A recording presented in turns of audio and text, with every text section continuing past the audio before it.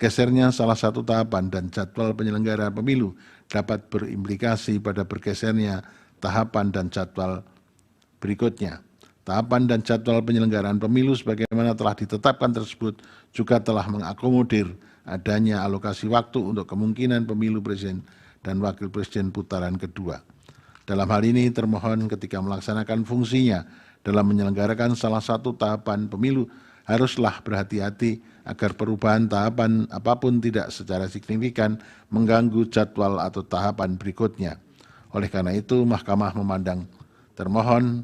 terikat kepada jadwal yang telah ditetapkan. Sementara itu, dengan urgensi yang sama harus juga melakukan penyesuaian persyaratan sebagaimana telah diputuskan oleh putusan Mahkamah Konstitusi nomor 90 tahun 2023. Meskipun demikian, seyogianya termohon juga tetap mengupayakan perubahan PKPU sesuai dengan proses sebagaimana yang ditentukan oleh peraturan perundangan termasuk berkonsultasi dengan DPR.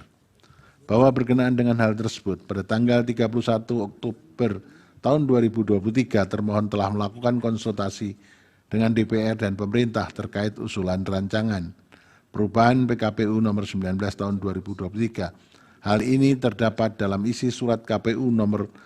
4338 dan seterusnya tahun 2023 bertanggal 1 November tahun 2023 perihal permohonan harmonisasi rancangan peraturan KPU tentang perubahan atas peraturan Komisi Pemilihan Umum nomor 19 tahun 2023 tentang pencalonan peserta pemilihan umum presiden dan wakil presiden yang di dalamnya antara lain mengatakan bahwa termohon telah melaksanakan konsultasi dengan DPR dan pemerintah melalui rapat dengar pendapat atau RDP pada hari Selasa 31 Oktober tahun 2023.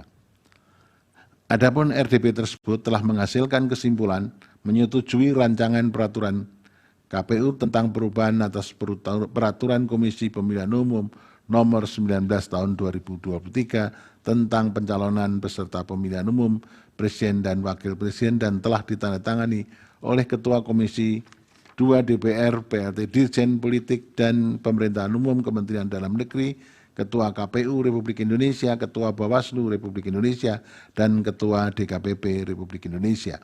Bukti yang sama juga menunjukkan bahwa pada tanggal 31 Oktober 2023 tersebut telah diadakan RDP Komisi 2 DPR RI dengan Kementerian Dalam Negeri, KPU RI, Bawaslu RI, dan DKPP RI yang di dalamnya antara lain telah menyetujui rancangan peraturan KPU tentang perubahan atas PKPU 19 2023 vide bukti T8.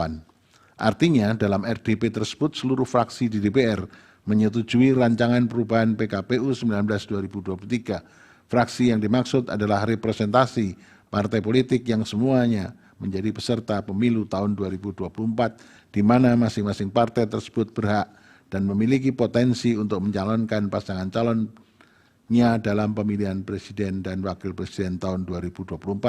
sepanjang memenuhi ketentuan Undang-Undang Pemilu.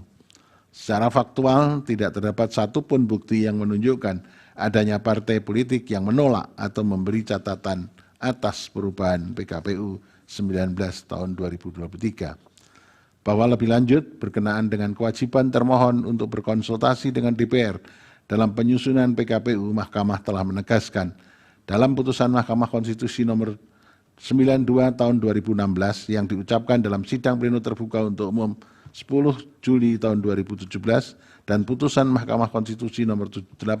tahun 2022 yang diucapkan dalam sidang pleno terbuka untuk umum pada tanggal 29 September tahun 2002 yang dalam pertimbangannya antara lain menyatakan dan seterusnya dianggap telah diucapkan bahwa pertimbangan hukum tersebut menegaskan konsultasi dengan DPR merupakan salah satu syarat wajib bagi termohon untuk melakukan perubahan PKPU, sekalipun hasil konsultasi bersifat tidak mengikat termohon. Di satu sisi termohon harus menunggu hasil konsultasi dengan DPR untuk melakukan perubahan PKPU, namun di sisi yang lain tenggat waktu pendaftaran pasangan calon sudah harus ditutup pada tanggal 25 Oktober tahun 2023 agar termohon dalam melanjutkan tahapan pemilu tahun 2024. Bahwa berkenaan dengan hal itu pula, pada tanggal 1 November tahun 2023, termohon bersama Direktur Jenderal Peraturan Perundangan, Kementerian Hukum dan Hak Asasi Manusia melakukan harmonisasi rancangan peraturan Komisi Pemilihan Umum tentang perubahan atas peraturan Komisi Pemilihan Umum. Hal ini didasarkan atas permintaan termohon yang dibuktikan melalui bukti T8 berupa surat KPU nomor 4338 dan seterusnya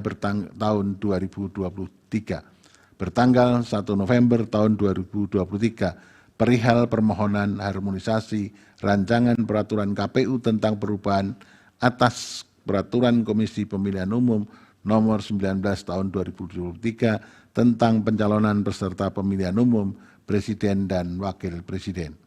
Pengajuan permohonan harmonisasi tersebut juga telah diajukan sebelumnya, yaitu melalui surat KPU nomor 4216 tahun 2023 bertanggal 24 Oktober tahun 2023 yang ditanggapi oleh Kementerian Hukum dan Hak Asasi Manusia yang pada pokoknya meminta KPU untuk melaksanakan konsultasi dengan DPR terlebih dahulu. Bahwa kemudian pada tanggal 3 November 2023 diterbitkan Peraturan Komisi Pemilihan Umum nomor 23 tahun 2023 tentang perubahan atas Peraturan Komisi Pemilihan Umum nomor 19 tahun 2023 tentang pencalonan peserta pemilihan umum Presiden dan Wakil Presiden dalam PKPU AKO sebagaimana telah disetujui dalam rapat konsultasi dengan DPR persyaratan pasangan calon sebagaimana telah ditafsirkan oleh putusan Mahkamah Konstitusi nomor 90/PUU tahun 2023 telah diakomodir, yaitu pada perubahan pasal 13 ayat 1 huruf Q yang menyatakan dan seterusnya dianggap telah diucapkan bahwa dengan demikian secara substansi syarat untuk menjadi calon presiden dan calon wakil presiden sebagaimana diatur dalam PKPU nomor 23 tahun 2023 telah sesuai dengan putusan Mahkamah Konstitusi nomor 90 tahun 2023. Bahwa pada tanggal 5 Februari tahun 2024 DKPP menerbitkan putusan nomor 135 tahun 2023, nomor 136 tahun 2023, nomor 137 tahun 2023 dan nomor 141 tahun 2023. Putusan tersebut menyatakan bahwa tindakan KPU yang mendahulukan tindakan administrasi merupakan pelanggaran kode etik karena tidak sesuai dengan tata kelola administrasi tahapan pemilu dan bertentangan dengan ketentuan Peraturan Komisi Pemilihan Umum dan Undang-Undang Pemilu. Sebagai konsekuensinya, telah terjadi pelanggaran etik yang berujung pada penjatuhan sanksi berupa peringatan keras dan sanksi peringatan keras terakhir terhadap komisioner KPU oleh DKPP. Download Tribun X sekarang, menghadirkan lokal menjadi Indonesia.